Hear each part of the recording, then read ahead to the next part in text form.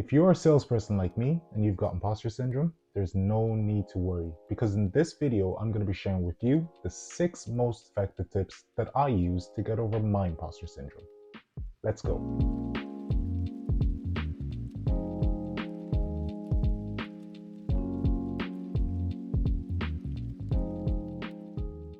Hey guys, welcome to the Mindful Seller. My name is Paul Abande and this is a channel where we look to identify and master the mental hurdles that we feel as salespeople.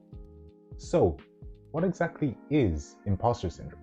Imposter syndrome, simply put, is when you feel like a fraud at your job despite your abilities or your achievements. It's estimated that about 70% of people will experience this in their lives. Like, have you ever had a bad sales call where you've struggled to build a connection with the client? They eventually say no, and now you're left wondering if you're even good enough to do your job? Or have you ever been praised for making a sale, but you felt like it was all luck and that anybody could have done it? That is imposter syndrome. Okay, now that we know what imposter syndrome is, let's take a look at the 5 different types of imposter syndrome and see which ones that we can recognize ourselves in. The perfectionist is somebody who has a need to be perfect in every single thing they do. They'll typically have a really strong fear of making a mistake, which means, unfortunately, they'll set exceedingly high standards for themselves, which may just be impossible to achieve.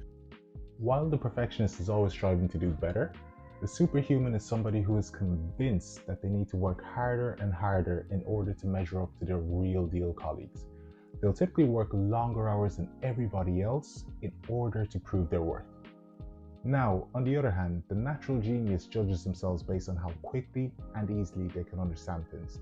They feel pressure when they don't get things right the first try, because they're typically used to excelling without much effort. Soloist is a bit of a lone wolf. They feel like asking for help is going to show everybody how unqualified they are for the job, and they have a really strong need to accomplish tasks by themselves. Finally, we have the expert. The expert is someone who judges themselves based on what and how much they know. They fear they don't know enough to handle every possible challenge, and usually they feel like they should know more than they do, considering the time that they've been in their role. So those are the 5 imposter types. So what exactly do you need to do to start managing your imposter feelings? Tip number 1 is to understand your triggers. As we've just seen, there are many types of imposter syndrome, but there are also many different situations that may trigger these feelings. For example, one of my triggers is when I've had a call with a client and I've struggled to build a relationship early on, making it harder to get the information that I need during my discovery phase, and it just ends up making the whole call feel awkward. So the first thing you need to do is to try and remember the last 3 times that you felt like you weren't cut out for your job. This will also help you understand why you feel like an imposter, which is the really important step to overcoming those feelings. So tip number 2 is to dare yourself to ask questions. The main trait across all types of imposter syndrome is the fear of other people finding out that you're an imposter, which unfortunately means that sometimes we're reluctant to ask for help from others when we may need it.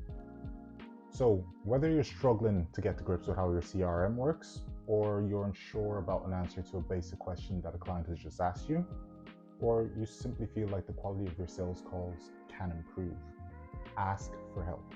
If you've asked the question before but you've forgotten the answer, just ask again. But this time make sure to actually take a note of the answer for future reference. It's never as big a deal as we build it up to be in our heads. Now, tip number 3 is to set realistic goals.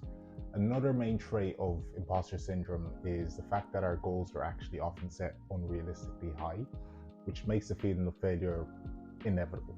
We all want to be the best salespeople that we can be. We all want to smash our targets, hitting 200 or 300%. We all want our calls to be as smooth as butter, but we have to be realistic. You won't go from 0 to 100 overnight. It's just not possible. There will be roadblocks in your way that you haven't anticipated and just aren't in your control. So set a realistic big goal and then break that up into smaller, achievable goals. You can get as granular as you like with this. You can even set a daily target for the number of calls you want to make or the number of emails that you want to send out. Tip number 4 is to celebrate your wins. Now, this is important. As you hit your smaller goals, make sure to celebrate your wins.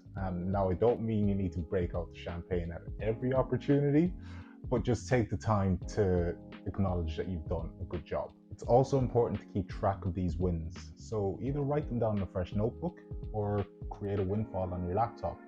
And the next time that you're feeling like an imposter, just take a look at your track record of success.